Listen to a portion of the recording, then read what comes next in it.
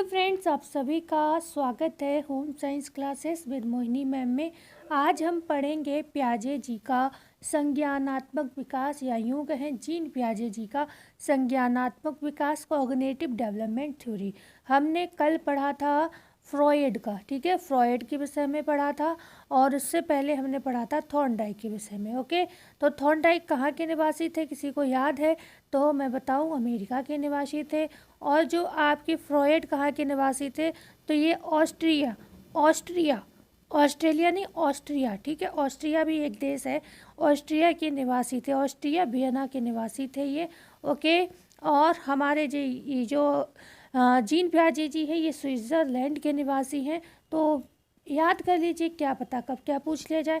Okay, तो gene पियाजे के विषय में पढ़ेंगे उससे पहले सभी से जो मैं ये कहना चाहूँगी कि वीडियो पर जो है शेयर कर दीजिएगा मित्रों को, और चैनल को सब्सक्राइब जरूर कर लीजिएगा, क्योंकि यहाँ पर टाइम टू टाइम सभी आपके सब्जेक्ट्स रिलेटेड टॉपिक्स कराए जाते हैं, ठीक है।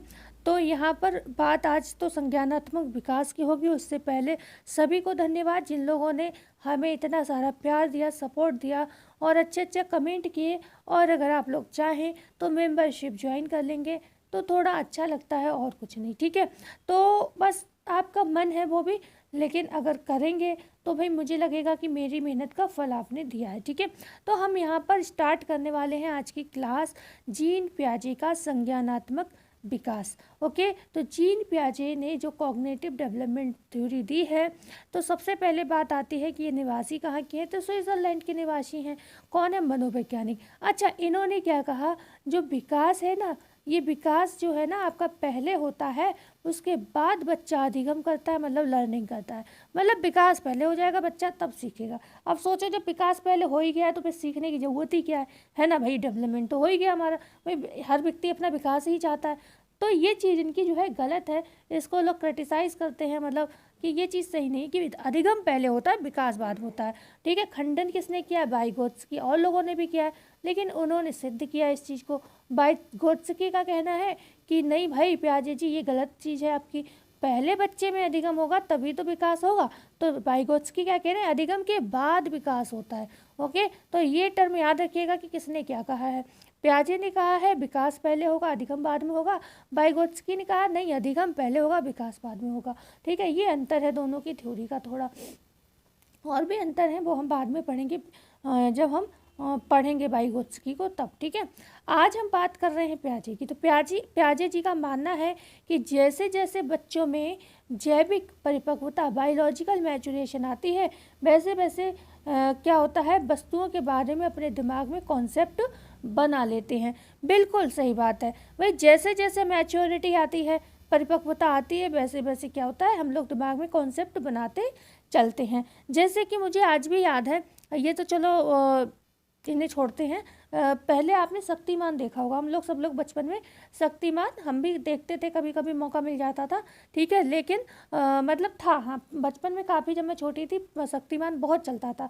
तो हमारे यहाँ एक केस हो गया था बरेली शहर में, कि बच्चे को ये लगा कि मैं छत से कूदूंगा और शक्तिमान आकर मुझे बचा लेगा। क्योंकि वो बच्चा था, उसे ये नहीं पता था कि ये शक्तिमान जो टीवी में दिख रहा है वो बाहर भी ऐसे ही, बाहर मतलब ये सब टीवी में दिख रहा है, लेकिन बाहर जो है रियल में ऐसा नहीं होगा। उसने क्या किया, अपनी छत से छलांग लगा दिया, बच्चा का मतलब ट्रीटमेंट चला, बच्चा वो ख़त्म हो गया, ठीक है। वो मतलब ऐसे कहते हुए कि मैं कूदूंगा और शक्तिमान बचा लेगा। जब तक उसके पेरेंट्स भागे उसे पकड़ने के लिए, तब तक वो गिर गया, छत से कूद गया, ठीक है। तो क्या था ये उस समय मैच्योरिटी उसके अंदर नहीं थी। क्यों? उसे ये लगा कि, बच्चे को ये लगा कि हमें शक्तिमान बचा लेगा आके। तो क्या, लेकिन अगर वो बच्चा आज होता धीरे धीरे, तो उसे ये चीज़ समझ आ जाती कि नहीं, शक्तिमान जो था वो टीवी सीरियल में ही, मतलब बात अलग है, लेकिन रियल में वो हमें नहीं बचा सकता, ठीक है। लेकिन अगर उसने मौका अपने आप को दिया होता तो ओके, उसने तो क्या है, ये उस समय उसका कॉन्सेप्ट क्लियर नहीं था, तो वो कोई, उसे जो चीज़ दिख रही थी उसी के लिए उसने जो अपना एक कॉन्सेप्ट बना लिया कि वो हमें बचा लेगा आके, लेकिन रियल में ऐसा नहीं था। ओके, तो लेकिन अगर वो जिंदा होता, धीरे धीरे उसे भी ये बात समझ आ जाती कि नहीं, शक्तिमान जो है टीवी में है, रियल में ऐसा नहीं होता। तो यही इनका मानना है कि जैसे जैसे बच्चों में जैविक परिपक्वता आती है, वैसे वैसे वस्तुओं के बारे में अपने दिमाग में वो कॉन्सेप्ट बना लेते हैं, ठीक है। कि बचपन में हम जो चीज़ सोचते थे वो चीज़ बाद में क्या वैसे ही सोचते हैं, नहीं, बाद में हम रियलिटी समझ जाते हैं उसकी। पियाजे के अकॉर्डिंग बच्चे सक्रिय ज्ञान निर्माता तथा नन्हे वैज्ञानिक होते हैं। ये परिभाषा आपसे पूछी जाती है कि किसने कहा है कि बच्चे जो है नन्हे वैज्ञानिक होते हैं। ये पियाजे का ही कॉन्सेप्ट है, ठीक है, जो संसार के बारे में अपने सिद्धांतों की रचना करते हैं, ठीक है। तो अपने सिद्धांतों, संसार के बारे में अपने सिद्धांतों की रचना कौन करते हैं? बच्चे करते हैं, ठीक है। ये एक रचना ही तो थी अभी हमने जो समझाई, कि उसको ये लगा कि वो हमें बचा लेगा, लेकिन अगर उसने मौका दिया होता, वो उस समय कूदा नहीं होता, धीरे धीरे उसे खुद चीज़ें समझ में आ जाती कि ऐसा कुछ नहीं है कि शक्तिमान हमें, हम कूदेंगे तो बचा लेगा आगे, ठीक है। तो पियाजे के अकॉर्डिंग बच्चे सक्रिय ज्ञान के निर्माता होते हैं तथा नन्हे वैज्ञानिक होते हैं जो संसार के बारे में अपने सिद्धांतों की रचना स्वयं करते हैं। पियाजे के अकॉर्डिंग बच्चों की थिंकिंग एडल्ट प्रकार में अलग होती है और होती है, ना कि क्वांटिटी में, ठीक है। मतलब इनका कहने का मतलब यह है कि जो एडल्ट और बच्चे होते हैं, ठीक है, तो अगर एडल्ट और बच्चे की बात करें तो यहाँ पर इन्होंने कहा जो इनकी थिंकिंग होती है तो प्रकार में तो क्या बताइए अलग होती है। प्रकार में अलग कैसे है, ठीक है, प्रकार में अलग कैसी है और क्वांटिटी में सेम कैसे। देखो, एक बच्चा है, वो उसने क्या सोचा, हम शक्तिमान, हम कूदेंगे तो शक्तिमान हमें बचा लेगा, इतना ही तो सोचा। लेकिन अभी हम क्या सोच रहे हैं कि शक्तिमान भाई हम छत से कूदेंगे हमें नहीं बचाएगा, हम इतना सोच रहे हैं। मतलब क्वांटिटी, मात्रा तो सेम है, हमें इतना समझ में आ गया, उसे बच्चे को इतनी बात समझ में नहीं आई। तो क्वांटिटी जो भी सोच रहा है उसकी क्वांटिटी तो सेम है।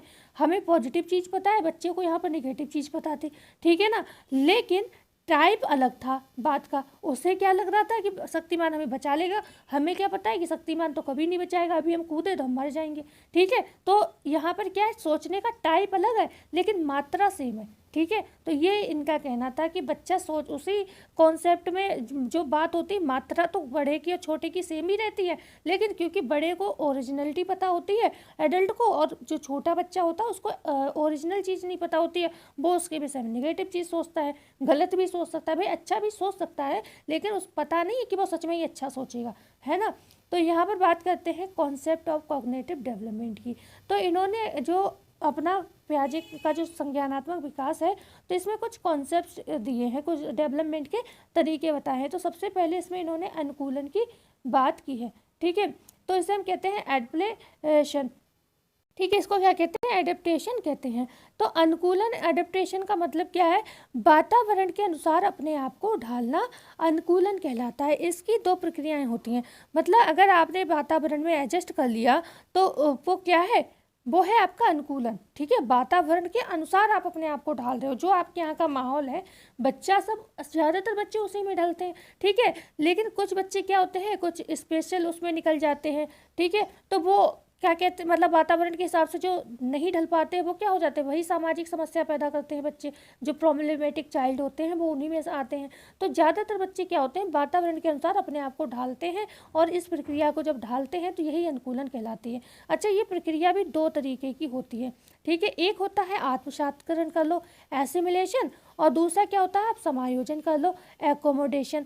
तो ये जो आप अनुकूलन कर रहे हो ना, तो ये दो तरीके से हमें समाज में रहकर करना पड़ता है। जब हम बच्चे होते हैं तो बचपन से ही स्टार्ट करते हैं, ठीक है। तो अनुकूलन का तो पूरा मतलब है कि वातावरण के साथ अपने आप को ढाल लेना, ठीक है। लेकिन यहाँ पर आत्मसात्करण क्या है, आज अभी हम उसकी बात करते हैं। एसिमिलेशन में क्या होता है, पूर्व ज्ञान को नए ज्ञान के साथ जोड़ना आत्मसात करण कहलाता है। तो जब हम अपने वातावरण में रहते हैं तो बहुत सारी चीज़ें हमें दिखाई देती हैं। हम छोटे होते हैं तो मान लो किसी ने हमें एक कुत्ता दिखाया काले कलर का, हमने कहीं जा रहे हैं, समझ लो छोटे हैं अभी, हम बच्चे हैं, बड़े नहीं हुए, तो हमें क्या एक डॉगी दिख गया, ठीक है, 4 टांगे हैं दिख रही हैं, 2 आँखें हैं दिख रही हैं, जीभ बाहर कर रखी है, ओके, ये भी दिख रहा है, सब कुछ दिख रहा है, और ये भौंक रहा है, भौं भौं भौं भौं कर रहा है, ठीक है। बच्चे ने पूछा क्या है, बता दिया कुत्ता है। अब बच्चे को पता चल गया ये 4 टांगों वाला जो हमें दिख रहा है ये काले कलर का है और ये भौं भौं कर रहा है, ये कुत्ता है। कुछ दिनों बाद, 2 दिन बाद, 3 दिन बाद उसे एक वाइट कलर का कुत्ता दिखा, डॉगी दिखा, ठीक है। सेम चीज़ है सारी, बस कलर सेम है, भौं भौं भौं भौं कर रहा है, ठीक है। तो बच्चे ने क्या करा, यहाँ पर जोड़ दिया उस ज्ञान को। पूर्व ज्ञान गया था, उसने ब्लैक कलर का कुत्ता देखा, लेकिन हरकतें सारी सेम थी, भौं भौं भौं भी कर रहा था। तो ये क्या है, पूर्व ज्ञान को नए ज्ञान से जोड़ दिया। बच्चे ने क्या कहा, ये भी क्या है, कुत्ता है, ठीक है, ये भी क्या है, कुत्ता का है। तो उसने क्या करा, वातावरण में अपने जो भी चीज़ें थी उसे समझने के लिए क्या किया, आत्मसात्करण कर लिया, मतलब पूर्व ज्ञान जो उसका था उसको नए ज्ञान से उसने जोड़ दिया। इसी को हम कहते हैं आत्मसात्करण, एसिमिलेशन। किस में आता है ये, एडेप्टेशन में आता है, अनुकूलन में आता है। ओके, किस में आ रहा है, एडेप्टेशन में। ये भी ध्यान रखिएगा, पूछा जा सकता है कि जो एडेप्टेशन है, अनुकूलन, उसकी कितनी अवस्थाएं हैं, तो 2 हैं, आत्मसात्करण और समायोजन। दूसरे में क्या हो रहा है, समायोजन की बात कर लेते हैं। समायोजन में क्या होता है, पूर्व ज्ञान में परिवर्तन करके वातावरण के साथ तालमेल बिठाना समायोजन कहलाता है। ठीक है, अच्छा यहाँ पर क्या था, यहाँ पर तो चलो ये सेम था, अगर यहाँ पर कुछ और भी इसे दिखता तो भी वो क्या होता है, उसे कुत्ता ही समझता। जहाँ पर आत्मसात्करण की बात है वहाँ पर चीज़ सेम ही लगी होगी। ठीक है, सेम ही चीज़ के विषय में वो अपना ज्ञान बना पाएगा, ज्ञान को जोड़ पाएगा, लेकिन यहाँ पर उसने थोड़ी अलग चीज़ के विषय में ज्ञान जोड़ेगा। देखो समायोजन में क्या हुआ, एकोमोडेशन में पूर्व ज्ञान में परिवर्तन करके वातावरण के साथ तालमेल बिठाना समायोजन कहलाता है। मतलब पूर्व ज्ञान में परिवर्तन करना भी इस एज में वो सीख जाएगा, मतलब बच्चा।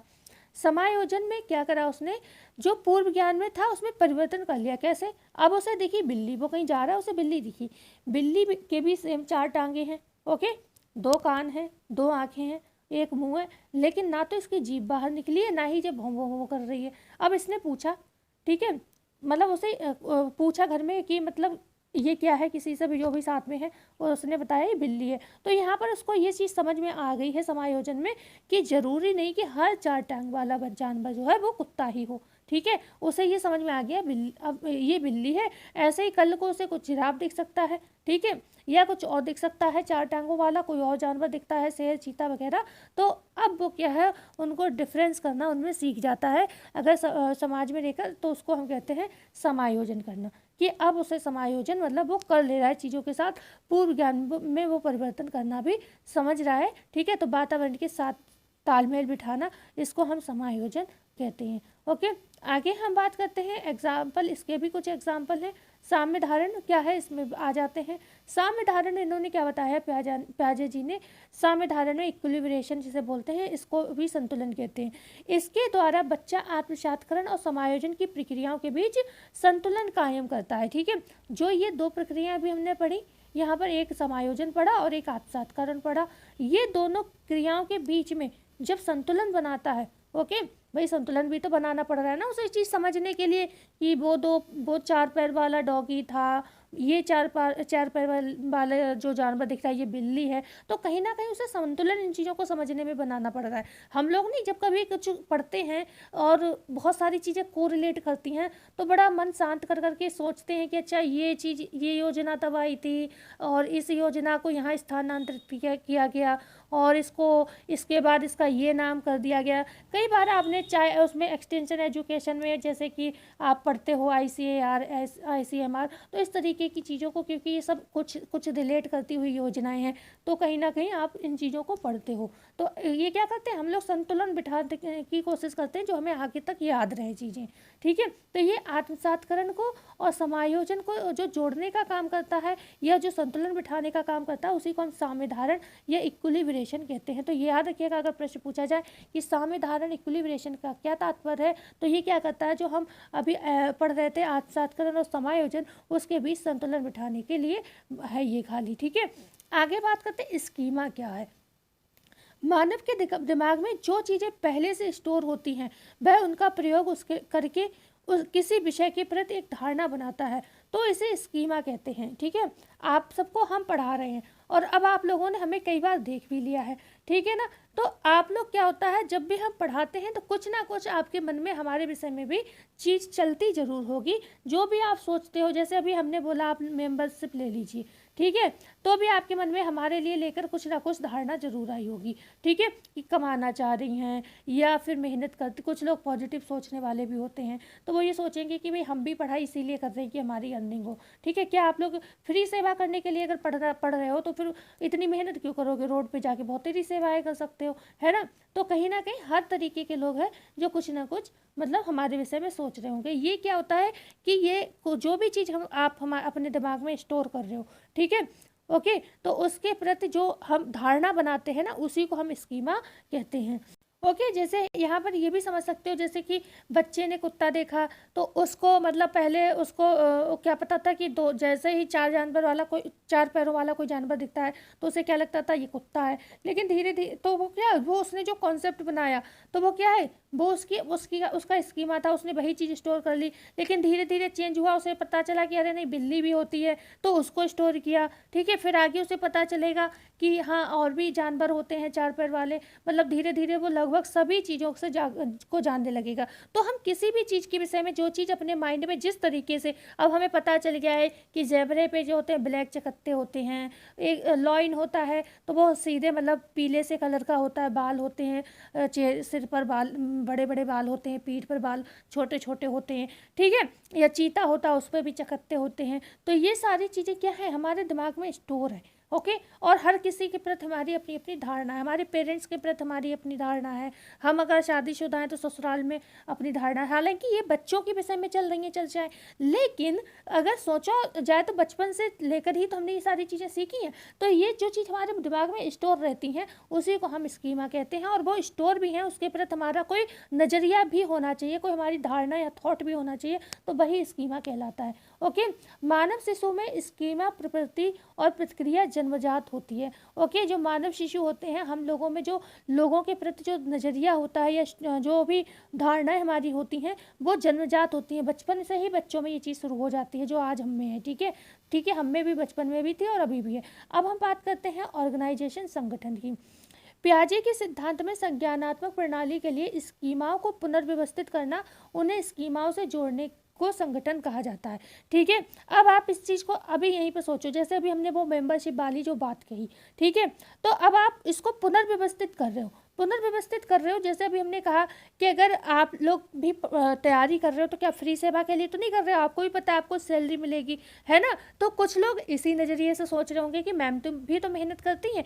तो ये चीज़ क्या है, आपने हमारे विषय में निगेटिव सोची या पॉजिटिव सोची, उसको सही तरीके से सब चीज़ को एडजस्ट कर रहे हो, पुनर्व्यवस्थित कर रहे हो, मतलब अच्छे से व्यवस्थित कर रहे हो। जैसे कि बिल्ली या कुत्ते का ही एग्जाम्पल ले लो, उस चीज़ को बहुत ही क्लियर, बचपन में चीज़ें सीख तो ली, लेकिन ये ज़रूरी थोड़ी ना कि पूरा कहीं कतई बहुत अच्छे से क्लियर हो गई सारी चीज़ें कि हर जानवर को देख के आप पहचानने लगोगे कि ये जानवर कौन सा है। ठीक है, तो मतलब क्या है, इन सब चीज़ों को पुनर्व्यवस्थित बहुत अच्छे से कर लेना कि हाँ ये चीज़ ये है, ये चीज़ ऐसी है, तो वही चीज़ क्या होती है, आपकी ऑर्गेनाइजेशन कहलाती है। ओके, मतलब जिसको बहुत अच्छे से आप समझ सकते हो, पूरा एडजस्ट हो चुका है आपके माइंड में बहुत अच्छे से सारी चीज़ें। ठीक है, जो भी आपके पहले जो स्कीमा में आपने जो धारणाएं बनाई थी वो बिल्कुल अच्छे से पुनर्व्यवस्थित हो गई हैं, बिल्कुल उस तरीके से जिस तरीके से वाकई में लोग हैं।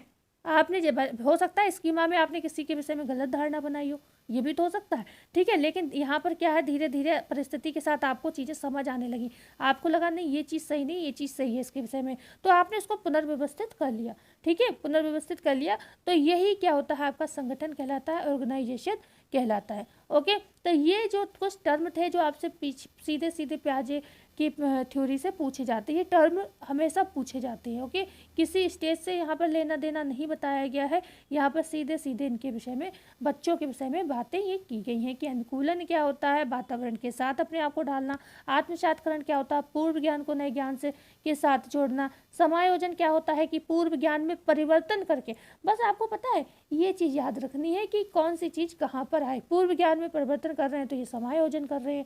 ठीक है, साम्य धारण क्या होता है, दोनों में बैलेंसिंग का काम करता है, जो भी आपने ये संतुलन और अनुकूलन पढ़ा जो, ठीक है, इनके बीच में। ओके, सॉरी, आत्मसातकरण पढ़ा तो इनके बीच में क्या करता है, संतुलन का काम करता है। स्कीमा क्या होता है, हम किसी के विषय में अपने मन में थॉट बना लेते हैं। ओके, उससे ऑर्गेनाइजेशन, उन सब थॉटों को जब हम पुनर्व्यवस्थित कर लेते हैं तो उसको हम ऑर्गेनाइजेशन कहते हैं। याद हो गया, इसमें कोई डिफिकल्ट चीज़ तो थी नहीं। पियाजे ने संज्ञानात्मक विकास की 4 अवस्थाएं बताई हैं, कौन कौन से, ये मेन है, इन्हें पढ़ लो अच्छे से। सबसे पहले आपकी संवेदी पेशी अवस्था, जिसे हम सेंसरी मोटर स्टेज कहते हैं, ये 0 से 2 वर्ष की अवस्था है, ये ध्यान रखिएगा। सेंसरी मोटर स्टेज जो संवेदी पेशी अवस्था है, 0 से 2 वर्ष की अवस्था है। इस अवस्था में बच्चा अपनी ज्ञानेंद्रियों के माध्यम से सीखता है, आंखों से देखकर सीखता है, कानों से सुनकर सीखता है, सूंघकर सीखता है, टच करके सूंघता है, अपनी जीभ से स्वाद लेकर सूंघता है। जैसे अभी बच्चे ने क्या किया, हरी मिर्च खा ली धोखे में। ओके, हरी मिर्च खा रही है, उसे स्वाद लग गया, जीवन भर बच्चा हरी मिर्च छुएगा नहीं, ठीक है जीवन भर नहीं छुएगा हरी मिर्च, क्योंकि उसे स्वाद आ गया, वो अपनी स्वाद से सीख गया कि ये हरी मिर्च है, ये बहुत तीखी होती है। ओके, तो यहाँ पर ये चीज़ होती है। तो जो आपका सेंसरी मोटर सेंस ऑर्गन क्या होते हैं, सेंसरी मोटर सेंसर, मतलब जो हमारे सेंस ऑर्गन कितने होते हैं, 5 होते हैं ना, तो पांचों ये ऑर्गन से यहाँ पर सीखता है। ओके, तो इसे हम ज्ञानेंद्रियों के माध्यम से सीखना कहते हैं। क्या क्या सीखता है, बात उसकी कर लेते हैं बच्चा। इसमें क्या होता है, वस्तु स्थायित्व, ऑब्जेक्ट परमानेंस का गुण आ जाता है, यानी बच्चा अपने दिमाग में वस्तुओं की छाप बनाना शुरू कर देता है, जिससे वह छुपी हुई वस्तु भी ढूंढ लेता है। ठीक है, बच्चे के सामने उसका कोई खिलौना है, वो नहीं मानता है, जिद करता है, बार बार खेलता है। कुछ खिलौने होते हैं इरिटेटिंग भी हो जाते हैं, जैसे कि बहुत ज़्यादा शोर करने वाले खिलौने, है ना, बच्चा बार बार पोपो कर रहा, अब आप उसे छुपा दो, क्योंकि वो बच्चा उस खिलौने को खेल रहा है, तो उसके अंदर वो उसकी पूरी छाप बन जाती है। आप उसे छुपा दो, अब पता है बच्चे का खिलौना ऐसी जगह तो आप छुपाने जाओगे नहीं कि बच्चा पहुँचे नहीं, उसी रूम में जहाँ वो खेलता है वहीं कहीं ना कहीं छुपाओगे, तो वो कोशिश, वो उसको दिमाग में उसके छपी हुई है तस्वीर, वो उसे ढूंढ लेगा कि मम्मी ने तकिए के पीछे छुपाया होगा, बेड के नीचे छुपाया होगा, जहाँ जहाँ वो जा सकता है वो उसे ढूंढ लेगा। क्योंकि कैसे ढूंढेगा, क्योंकि उसके दिमाग में उसकी छवि बनी हुई है कि हाँ ये खिलौना है। ठीक है, तो ये क्या होता है, वस्तु स्थायित्व का गुण इसमें बच्चे में आता है। ओके, आगे आना शुरू होता है। ठीक है, यहाँ पर आगे हम बात करते हैं पूर्व संक्रियात्मक अवस्था। ओके, मतलब दूसरी स्टेज की हम बात करते हैं पूर्व संक्रियात्मक अवस्था की, जिसको हम कहते हैं प्री ऑपरेशनल स्टेज। 2 से 7 वर्ष की ये अवस्था होती है। ओके, ये क्रिया करने से पहले की अवस्था है। इसमें बच्चा सामने आने वाली चीज़ों को देख पाएगा, समझ पाएगा, लेकिन कोई क्रिया नहीं कर पाएगा। ठीक है, समझ रहे हो आप। 2 से 7 वर्ष की जो अवस्था होती है, इसमें क्या होता है, बच्चा सामने आने वाली चीज़ों को देख भी लेगा, ओके, समझ भी पाएगा, लेकिन उससे कहोगे बेटा इसको एक्सप्लेन करो, तो वो एक्सप्लेन नहीं कर पाएगा। ये वाली जो एज होती है 2 से 7 वर्ष, उसे समझ आ रहा होगा लेकिन वो एक्सप्लेन नहीं कर पाएगा। ओके, आगे अगर हम बात करते हैं, इस स्टेज में बच्चा प्रतीकों, सिंबल का यूज़ करने में निपुण हो जाता है। ठीक है, सिंबल्स का मतलब चिप्स जो है, चिप्स के माध्यम से आप उसको दिखाकर चीज़ें समझा सकते हो कि ये चिप्स है। ठीक है, सिंबल और प्रतीकों का प्रयोग करने लगता है। यह कई बार क्या करता है, वो सिंबल से, जैसे चिप्स है, अगर उसे थोड़ा हिला डुला के दिखा दो तो वो क्या है, इस सिंबल को तितली भी समझ सकता है, ऐसा भी हो सकता है। ठीक है, जैसे साइकिल शब्द सुनकर उसके माइंड में साइकिल की एक इमेज बन जाती है। ओके, तो इस तरीके से अगर आप उसे चिप्स भी दिखाओगे तो कहोगे तितली कैसी होती है, तो वो उसकी इमेज यहाँ पर बना सकता है कि ऐसे ही चिप्स की तरह ये तितली होती है। ओके, तो यहाँ पर सिंबल्स का यूज करने में वो निपुण हो जाता है। इस स्टेज में क्या होता है, लक्ष्य निर्देशित व्यवहार। ठीक है, गोल डायरेक्टेड बिहेवियर की क्षमता आ जाती है। तो लक्ष्य निर्देशित व्यवहार किस स्टेज में आता है, तो यहाँ पर याद रखिएगा 2 से 7 वर्ष की अवस्था में बच्चों में आता है, प्याजे के अनुसार। यहाँ पर एक अवस्था क्या पाई जाती है, जो आपकी 2 से 7 वर्ष की अवस्था है, ये पूर्व संक्रियात्मक अवस्था, ये अभी हम इसी को पढ़ रहे हैं, ये ध्यान रखिएगा। ओके, पहली वाली छोटी थी, जो आपने अभी ये पढ़ा सेंसरी मोटर वाली संवेदी पेशी अवस्था, ये छोटी थी। इसमें क्या था, वस्तु स्थायित्व का गुण आ जाता है, यानी बच्चा अपने दिमाग में वस्तुओं की छाप बनाना शुरू कर देता है, जिससे वह छुपी हुई वस्तु को भी ढूंढ लेता है। ओके, लेकिन एक चीज़ बताएं, हमारे टीजीटी पीजीटी में जो है कौन सा प्रश्न माना जाता है, वस्तु स्थायित्व का गुण आता है जो, वो आता है आपका 2 से 7 वर्ष में। ठीक है, 2 से 7 वर्ष में। ओके, वस्तु स्थायित्व का गुण, तो ये भी डिफरेंस याद रखिएगा, क्योंकि हर बुक में अलग अलग दिया जाता है। 2 से 7 वर्ष माना गया है वस्तु स्थायित्व का गुण। ओके, या फिर इसकी लास्ट अवस्था तक आता है, तो ये देखो हर बुक में थोड़ा थोड़ा अलग अलग दिया हुआ है। आगे हम बात करते हैं, हमने यहाँ पर बात करनी है जीववाद की। जीववाद क्या होता है, ये 2 से 7 वर्ष में आ रहा है, एनिमीज में कहते हैं इसको, जब बच्चा सजीव और निर्जीव वस्तुओं में अंतर नहीं कर पाता। जैसे ये बच्चा है, यहाँ गेट से निकल रहा है और इसके गेट लग गया, अब ये बच्चा रो रहा है, आपको दिख रहा है। अब मम्मी आई या मैं आई, जो ऐसे मान लो बच्चा हमारा है, तो मैं आई, मैंने इस गेट को किसने मारा, उसको पीट दिया, तो उसको ये लगेगा कि हाँ सच में बच्चों को ये लगेगा सच में गेट को मारा है मम्मी ने, गेट को भी चोट लग गई है, तो ये चुप जाएगा। क्यों, क्योंकि ये पता ही नहीं है इसको कि ये सजीव चीज़ है, इसको मतलब इससे इसको कोई फर्क नहीं पड़ रहा है। ठीक है, तो ये सजीव और निर्जीव में अंतर यहाँ पर नहीं कर पाता है। ओके, इसको नहीं पता ये नॉन लिविंग थिंग है, इसको चोट नहीं लगेगी, पर उसको ये लग रहा है बस कि हाँ नहीं ये लिविंग थिंग है और इसको मारा मम्मी ने, इसको भी वैसे ही चोट लगी है जैसे मुझे लगी है, अब ये इसको भी दर्द हो रहा है, ठीक है। तो और हम कह भी देते हैं देखो अब ये भी रो रहा है, बस बच्चे को उसी में सुकून मिल जाता है। तो ये अजीब बात कहलाता है जब इसमें क्या होता है, लिविंग और नॉन लिविंग थिंग्स में ये डिफरेंस नहीं कर पाता है, ठीक है। इंग्लिश में याद रखो, हिंदी में कन्फ्यूजन होता है लिविंग और नॉन लिविंग, ओके। यहाँ पर दूसरा है अहम केंद्रित अवस्था, वो भी इसी में आती है 2 से 7 वर्ष में। इसको कहते हैं हम जब बच्चा ये सोचना शुरू कर देता है कि जो वह कर रहा है सोच रहा है वही सब ठीक है। होता है ऐसा, कई बार बच्चा जो खुद खा रहा होता है वो ज़बरदस्ती, अगर उसे वनीला आइसक्रीम खा रहा है तो अगर आपको नहीं भी पसंद है तो आपको ज़बरदस्ती खिलाएगा, अगर वो चॉकलेट खा रहा है आपको नहीं पसंद है तो वो आपको ज़बरदस्ती खिलाएगा कि खाओ। और ये चीज़ मेरी पीहू करती है, क्योंकि पीहू अभी 2 से 7 साल के बीच में ही चल रही है और उन्हें जो चीज़ खाना होता है वो ज़बरदस्ती दूसरे को भी खिलाती है अगर वो थोड़ा गुस्से में हो, ठीक है। ये चीज़ मेरे यहाँ होती है अभी कभी कभी, ठीक है। तो ये क्या है, जब बच्चा ये सोचना शुरू कर देता है कि जो वह कर रहा है वही सही है, ठीक है, तो वो भी यही सोचती होगी शायद, ये थ्योरी पढ़कर थोड़ा मेरे दिमाग में आई ये चीज़, ठीक है। तो वो क्योंकि उसे ये लग रहा है कि मुझे पसंद है ये आइसक्रीम तो सबको पसंद है, तो ये इसको क्या कहते हैं, अहम केंद्रित। दूसरा अब जो होता है ना अपलटावी का गुण, अपलटावी का गुण भी जो होता है, इसमें बच्चा वस्तुओं संख्या आदि को उलटना पलटना नहीं सीखता, जो 2 से 7 वर्ष की अवस्था होती है। इसमें बच्चा ये तो बता देगा, अगर उसे सीधे सीधे बता दो कि बेटा 4 + 6, जैसे कि सीधे टेबल की बात करो, अगर उनसे उसको इतना 2 का टेबल अगर पता है तो उससे कहोगे बेटा 2 2 जा क्या होता है, तो उसे याद है तो बता देगा 4 है। लेकिन उससे पूछा जाएगा बेटा 4 2 जा कितना होता है, तो उसे नहीं पता है कि 4 2 जा भी तो 8 ही होगा, ठीक है, क्योंकि 2 2 जा 4 4 2 जा 8, तो उल्टा ही तो हो जाता है टेबल्स में जो टेबल होते हैं, तो लेकिन उसको इतना अकल नहीं होता है, ठीक है। तो अगर उसे आपने 4 + 6 बताया है कि 10 होता है, मतलब 10 होता है, 4 2 6, लेकिन अगर उससे उल्टा करके खुद, मतलब पहले आपने इतना ही सिखाया उसे, लेकिन आपने क्या करा, चलो इसको परखते हैं, उसको बाद में क्या लिख के दे दिया 6 + 4, ठीक है, क्योंकि आपने सिखाया तो 4 + 6 है, तो बच्चा कन्फ्यूज़ हो जाएगा, उसे ये नहीं समझ में आएगा कि जब 4 + 6 10 हो रहा है तो 6 + 4 भी 10 ही होगा, ठीक है। तो अपलटावी का गुण अभी नहीं आता है 2 से 7 वर्ष की अवस्था में। मुद्रा संप्रत्यय, दूरी, भार, ऊंचाई की योग्यता आदि के कॉन्सेप्ट की कमी इसी अवस्था में होती है, ठीक है।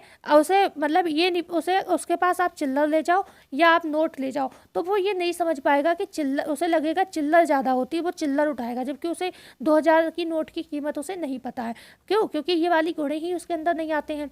मुद्रा संप्रत्यय के, दूरी, भार, ऊंचाई की योग्यता, ये सारी चीज़ें उसके अंदर नहीं आती हैं। तो इसे ये लगता है जो सिक्के हैं ना ये ज़्यादा होते हैं, क्योंकि खंड खंड करते हैं, भारी होते हैं, तो उसे ये ऐसा महसूस, मतलब भार का तो उन्हें एहसास ही नहीं होता, बस उन्हें ये लगता है कि सिक्के की कीमत ज़्यादा है कागज़ वाले नोटों से।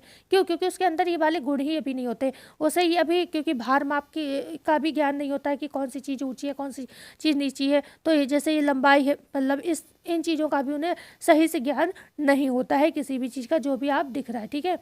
यहाँ पर लिखा हुआ मुद्रा हो गया, जो मतलब मुद्रा संप्रत्यय हो गया, दूरी का ज्ञान नहीं होता उन्हें, भार का, ऊंचाई की योग्यता अगर उन्हें समझाओगे तो नहीं समझ में आएगा कि कौन सी व्यक्ति किस तरीके का लंबा है, किस तरीके का छोटा है, ठीक है। हाइट वाइट उन्हें नहीं पता होती।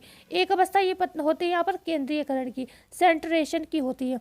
एक समय में किसी वस्तु के केवल एक विशेषता पर ध्यान दे पाने की प्रवृत्ति को हम सेंट्रेशन कहते हैं, ठीक है। इसमें क्या होता है, सेंट्रेशन में, केंद्रीकरण में, जैसे आप बच्चे के हाथ में फ़ोन दे दो, ओके, बच्चे के हाथ में फ़ोन दे दो, तो शुरुआत में, आजकल तो बच्चे एक्सपर्ट है क्योंकि हर घर में फ़ोन है, हर हाथ में फ़ोन है, तो बच्चे के हाथ में भी तुरंत ही पहुंच जाता है, तो बच्चे एक्सपर्ट है। लेकिन पहले के समय में जबकि ये थ्योरी है तब ये चीज़ें इतनी नहीं थी, ओके, तो उस समय के लिए आप समझ सकते हो। आजकल कौन सा बच्चा है कि सिर्फ मतलब सेल्फी लेता रहेगा, अभी तो फ़ोन के हाथ दे दो बच्चे में सब कुछ निकाल के रख देते हैं, हमारी पीहू तो फ़ोन में सब कुछ चला लेती है, ठीक है।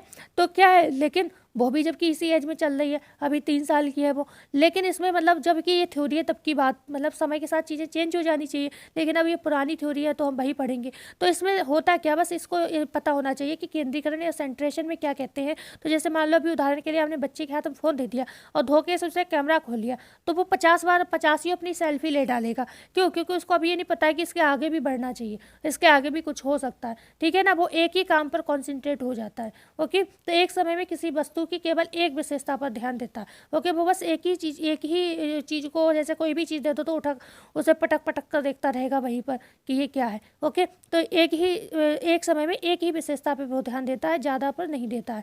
दूसरा क्या होता है, उस पर संरक्षण, कंजर्वेशन का गुण पाया जाता है। कैसे? अगर किसी वस्तु के साइज या शेप में चेंज कर दे तो उसकी क्वांटिटी पर कोई प्रभाव नहीं पड़ता, लेकिन बच्चा इसको समझ नहीं पाएगा। मान लो ये गिलास क्या है, ये इस तरीके से चौड़ाई में बड़ा है, लेकिन ये क्या है, ये लंबाई में बड़ा है। पानी या दूध समान है, लेकिन बच्चे को क्या लगेगा कि ये बड़ा है गिलास। ओके, भले ही दूध पानी की मात्रा सेम हो, तो ये गुण भी बच्चे में नहीं आता। तो इसको हम कहते हैं कंजर्वेशन या संरक्षण कहते हैं। कि अगर पूछा जाए संरक्षण का गुण किस अवस्था में बच्चों में नहीं होता, वो भी 2 से 7 वर्ष की अवस्था जो है आपकी, उसमें नहीं होता। क्रमबद्धता का गुण नहीं होता, इसमें बच्चा वस्तुओं, तथ्यों और उन्हें आकार में रखना नहीं सीख पाता। जैसे यहाँ पर बिल्कुल सीधे सीधे ये रखा हुआ है, तो ये जरूरी नहीं इस बच्चे ने ये लगाया हो ब्लॉक। ठीक है, क्यों? क्योंकि इस समय ये गुण होता ही नहीं है कि पहले बड़ा ब्लॉक आएगा, फिर उससे छोटा आएगा, फिर उससे छोटा आएगा, फिर सॉरी ये बड़ा हो गया, ठीक है, फिर उससे छोटा, मतलब इस तरीके से ही तो ब्लॉक रखे जाते हैं। मतलब एक क्रम फॉलो किया जाता है इसको बनाने में। ठीक है, लेकिन बच्चा जो है इस चीज़ को नहीं समझता है, 2 से 7 वर्ष का। ठीक है, तो बच्चे को आकार में चीज़ें रखना नहीं आता है। यहाँ पर आगे बात करते हैं मूर्त संक्रियात्मक अवस्था। आप तीसरी स्टेज पर आ गए। अभी हमने जितनी चीज़ें पढ़ी, क्या क्या पढ़ा, पहले तो थोड़ा ये पढ़ लो कि मूर्त संक्रियात्मक अवस्था जो है कंक्रीट ऑपरेशनल स्टेज 7 से 11 वर्ष की अवस्था है। क्योंकि अभी तक हम 2 से 7 वर्ष की अवस्था पढ़ रहे थे, तो 7 से 11 वर्ष की अवस्था है। इस अवस्था में बच्चा सामने रखी हुई चीज़ों को देखकर ही कुछ कर सकता है या उन पर चिंतन करना शुरू कर देता है। मतलब अब यहाँ पर चिंतन शुरू हो जाएगा। यहाँ पर वो जो काम नहीं कर पा रहा था इस स्टेज में, ठीक है, जो आपकी सेकेंड वाली स्टेज थी पूर्व संक्रियात्मक अवस्था, जो भी सेकंड स्टेज पढ़ रहे थे, जो काम यहाँ पर वो नहीं कर पा रहा था, वो सारे गुण वो किस में कर लेगा। अब तीसरी स्टेज जो हम पढ़ रहे हैं 7 से 12 वर्ष की, उसमें सारे काम कर लेगा। कौन कौन से गुण हम लोग नहीं कर पा रहे थे यहाँ पर, कौन कौन से काम नहीं कर पा रहे थे यहाँ पर, अभी हमने यहाँ पे लिख रखे हैं। यहाँ पे अपलटाबी का गुण हमने बताया था, अगर उसे 4 और 6 सिखा दिया कि 10 होता है, तो वो ये नहीं बता पाएगा कि 6 4 10 होता है। यहाँ पर सीख जाएगा 7 से 11 वर्ष में। जीव बात का गुण, मतलब उसमें जो living things, non living things थी, उसका भी गुण आ जाएगा कि कौन सी चीज़ ऐसी है जो लिविंग थिंग्स है, कौन सी नॉन लिविंग है। मुद्रा भार का ज्ञान हो जाएगा, उसे पता चल जाएगा नोट की कीमत ज़्यादा होती है, सिक्कों की कम होती है। भार के विषय में पता चल जाएगा कि कौन सी चीज़ भारी है, कौन सी चीज़ हल्की है। ठीक है, अपने आप को जो संरक्षण का गुण था, क्रमबद्धता का गुण था, ठीक है, चीज़ों को क्रम में लगाना, ये सारे गुण उसके अंदर आ जाएंगे। ठीक है, और सारे गुण जो भी आपके इधर नहीं आ रहे थे, वो सारे गुण इसमें आ जाएंगे। ठीक है, तीसरी अवस्था में। आगे हम बात करते हैं जो आगमनात्मक तर्कणा जो होती है ना, हाइपोथेटिकल थिंकिंग होती है, ये भी इसी अवस्था में आती है। यानी जब बच्चा उदाहरण के रूप में आधारित होकर तर्क करने लगता है। ठीक है, मतलब पहले इसमें होता क्या, अच्छा, आगमन और निगमन विधि तो सभी ने पढ़ी होगी। तो आगमनात्मक विधि में क्या होता था कि पहले उदाहरण दिया जाता था किसी भी चीज़ का। ठीक है, किसी भी चीज़ का आपने उदाहरण दे दिया और उसके बाद क्या होता है, बच्चा खुद उसको तर्क करके बताता था। ठीक है, तो मतलब उसको खुद समझ जाता था उदाहरण से। ओके, तो यहाँ पर क्या होता है, आगमनात्मक तर्कणा यहीं पर जो होती है विकसित होती है। यानी जब बच्चा उदाहरण के ऊपर आधारित होकर तर्क करने लगता है, उदाहरण से ही समझने लगता है। जैसे कि बस आपने यहाँ पर क्या करना है, सबसे पहले जैसे आपको क्या पढ़ाना है, फोटोसिंथेसिस पढ़ाना है। ठीक है, फोटोसिंथेसिस बच्चे को पढ़ाना है।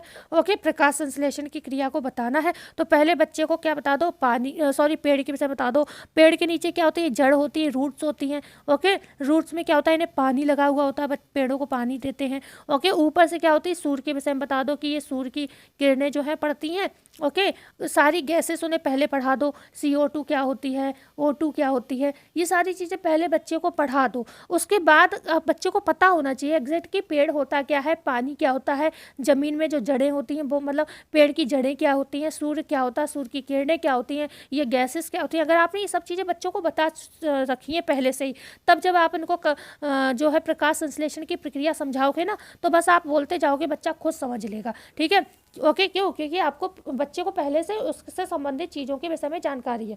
ठीक है ना, तो यहाँ पर तभी वो तर्क को समझ पाएगा जब आपने उसको पहले से ही सारे उदाहरण दे रखे हैं कि पेड़ क्या होता है, ये सब चीज़ें।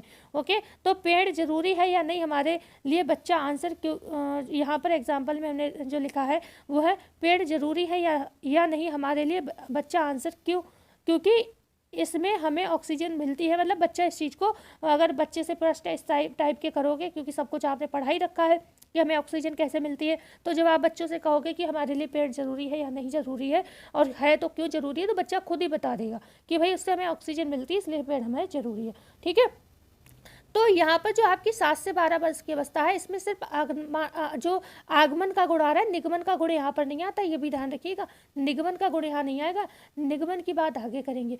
औपचारिक संक्रियात्मक अवस्था जो 11 से 15 वर्ष की होती है, इसे हम कहते हैं फॉर्मल ऑपरेशन स्टेज, और ये स्टेजेस ही हमारे एग्जाम में ज़्यादा पूछी जाती हैं। ओके, बकाया ये स्कीमा वगैरह, ये टेट सी टेट वगैरह में ज़्यादा पूछा जाता है। ओके, लेकिन फिर भी हमें पढ़ना है, जब ये पूछा जाता है तो हो सकता है बढ़ जाए या कि थोड़ा कुछ भी पूछा जा सकता है ना।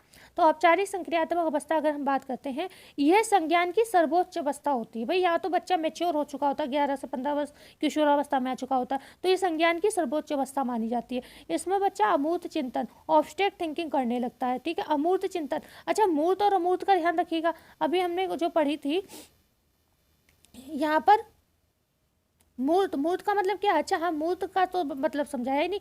मूर्त का मतलब यह होता है कि बच्चे के सामने जो चीज़ है, उसके सामने पेड़ था, ठीक है, ओके, पेड़ आपने दिखाया, उसको जड़ें बताई, आपने सब कुछ बताया, तब आपने उसको उदाहरण दिया, तब समझाया। ठीक है, सब चीज़ आपने उसे मूर्त रूप में पहले दिखा रखी थी। ओके, तो जो चीज़ हमें दिखती है वो मूर्त होती है, जो चीज़ हमें दिखती नहीं है वो अमूर्त होती है। तो यहाँ पर जो चिंतन था वो मूर्त रूप में था, जो चीज़ उसे दिख रही थी। लेकिन यहाँ पर जो औपचारिक संक्रियात्मक अवस्था है, यहाँ पर क्या होगा, यहाँ पर अमूर्त चिंतन भी हो जाएगा। मतलब जो चीज़ बच्चे को दिखाई नहीं दे रही, बस आप बता दो, ठीक है, वो खुद ही समझ लेगा, क्योंकि वो पहले चीज़ों को समझ चुका है। और उससे कहोगे कि बेटा प्रकाश संश्लेषण क्या है, तो उसे याद आ जाएगा सब, कि उसे भले ही उसके सामने पेड़ नहीं है, उसके सामने कुछ नहीं है, उसे सब याद आ जाएगा कि ऐसे ऐसे पेड़ होता है, पेड़ पर पेड़ होते हैं और गैसेस होती हैं, सूर्य की किरणें पड़ती हैं, नीचे जड़ों में पानी होता है। ओके, और उससे क्या होता है, प्रकाश संश्लेषण की क्रिया होती है, ऑक्सीजन बनती है, और जो हम लोग कार्बन डाइऑक्साइड छोड़ते हैं वो पेड़ ले लेते हैं, और ये सारी प्रक्रिया ही, इससे ही क्या होता है, पेड़ों का भी विकास होता है ना, उन्हें भोजन भी मिलता है इससे। तो ये सारा प्रोसेस वो खुद ही बता देंगे। ठीक है, क्यों अमूर्त रूप में ही सब बता देंगे, जरूरी नहीं है उन्हें पेड़ दिखाओ जाके, आप सब चीज़ दिखाओ। ओके, तो यहाँ पर अमूर्त चीज़, जो चीज़ नहीं है उसके विषय में भी बच्चे ऑब्स्ट्रैक्ट थिंकिंग भी स्टार्ट कर देते हैं। कब? 11 से 15 वर्ष की अवस्था में, औपचारिक संक्रियात्मक अवस्था में। अब बात करते हैं निगमनात्मक तर्कणा क्या होती है। इसमें बच्चा नियमों के ऊपर तर्क करने लगता है। जो नियम है, जैसे मैथ्स के बड़े बड़े फॉर्मूले आपने क्या बता या उनका नियम बता दिया, बच्चा मैथ सॉल्व करने लगेगा। ठीक है, तो यहाँ पर जो आगमनात्मक तर्कणा आती है वो आती है 7 से 11 वर्ष में, और जो निगमनात्मक तर्कणा आती है वो कब आती है, आपके 11 से 15 वर्ष में आती है। ओके, जो बड़े बड़े मैथ के फॉर्मूले हम लोग इसी अवस्था में लगाते हैं। तो ये आपको क्लियर हो गया। अब पियाजे के सिद्धांत की आलोचना क्या है। पियाजे का एक तो अभी हमने बता दिया कि इन्होंने कहा कि विकास पहले होता है तब अधिगम होता है। ठीक है, तो पियाजे ने मानसिक विकास के चरणों के क्रम को अपरिवर्तनशील बताया है। इन्होंने ये कहा कि ये जो हमने बता दिया, ये पत्थर की लकीर है, ये परिवर्तित नहीं होती। लेकिन बकाया सभी लोग क्या कहते हैं कि जो अगर आप उन्हें परिस्थिति दे दो, ठीक है, परिस्थिति दे दो। अब मान लो उसने पहले कुत्ता देखा, ठीक है, उसके बाद उसने क्या आइडिया लगाया, भौं भौं कर रहा है, ये कुत्ता होता है। ठीक है, 4 पैर होते हैं। लेकिन उसे क्या, कुत्ते के साथ बिल्ली भी उसे दिखती, जितनी बार कुत्ता दिखता उतनी बार बिल्ली दिखती है अगर उसे, तो वो उसी समय सीख जाता कि, और उसी समय वो अपने मम्मी पापा से पूछता कि खुद ये क्या है, ये क्या है, तो बता दिया जाता बेटा ये बिल्ली, ये कुत्ता है। ठीक है, नौबत ही नहीं पैदा होती उसे कुत्ता बिल्ली में वो करने की, है ना, क्योंकि उसने एक साथ ही सीख लिया होता, क्योंकि दोनों एग्जाम्पल उसे एक साथ दिखे। ओके, तो क्या परिस्थिति और वातावरण के साथ आप उसे, मतलब अगर परिस्थिति दो, वातावरण अच्छा दो, तो वो समय से पहले भी चीज़ें सीख सकता है। ठीक है ना, ऐसा नहीं है कि इन्होंने जो कह दिया ये सब अपरिवर्तनशील नहीं है, ये सारी चीज़ें परिवर्तनशील है। अगर समय के साथ उसे अच्छा माहौल दिया जाए तो वो समय पर ही सारी चीज़ें सीख लेगा, मतलब समय से पहले भी सीख सकता है जो इनने दिया उससे। ओके, लेकिन अगर बच्चों को अच्छा वातावरण दिया जाए तो वह अपनी अवस्था की क्षमता से अधिक सीख सकता है। ठीक है, जो अवस्था इनने बताई है उससे, जो इनने अवस्था की क्षमताएं बताई हैं कि इस अवस्था में बच्चा यही सीखेगा, तो वो पहले भी सीख सकता है। कि ऐसा थोड़ी ना है कि सारी चीज़ें, जैसे उन्होंने कहा परिवर्तनशील है, तो हर चीज़ जो भी नियम, हर चीज़ में 11 से 15 साल में ही अगर ये नियम बताओगे तभी, ऐसा नहीं। कुछ बच्चे पहले ही अगर आपने उन्हें नियम बता दिया तो वो आंसर कर ले जाएंगे, बहुत बहुत ब्रिलियंट बच्चे पढ़े हैं। ठीक है, नहीं तो उन्हें वातावरण दे दो तो वो सीख जाएंगे। तो ये थी पियाजे की थ्योरी। ज़्यादा तो हम नहीं इनकी निगेटिविटी पढ़ेंगे, नहीं तो फिर सिद्धांत फेल हो जाएगा, फिर पढ़ने का कोई फ़ायदा नहीं है। पर हाँ, जो मेन है ये हमने बता दी आपको, 2 मेन मानी जाती हैं, एक विकास वाला और एक ही वाला, कि इन्होंने कहा अपरिवर्तनशील होते हैं ये सारी चीज़ें, कि कभी इनमें परिवर्तन हो ही नहीं सकता, नहीं। अगर आप वातावरण अच्छा दे दो तो सब कुछ चेंज हो सकता है, बच्चे समय से पहले चीज़ें सीख सकते हैं। तो हम क्लास को एंड करते हैं। क्लास कैसी लगी बताना ना भूलिएगा, अच्छी लगी हो तो वीडियो को लाइक कर दीजिएगा, चैनल को शेयर एंड सब्सक्राइब करिएगा। धन्यवाद।